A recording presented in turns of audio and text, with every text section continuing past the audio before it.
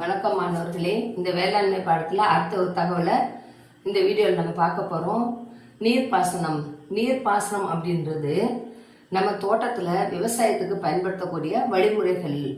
அது 4 விதமா இப்ப நம்ம பார்க்கிறோம். ஒன்று கிணற்று நீர், இரண்டாவது கால்வாய் நீர், மூன்றாவது தெளிப்பான் நீர், நான்காவது சொட்டு நீர்.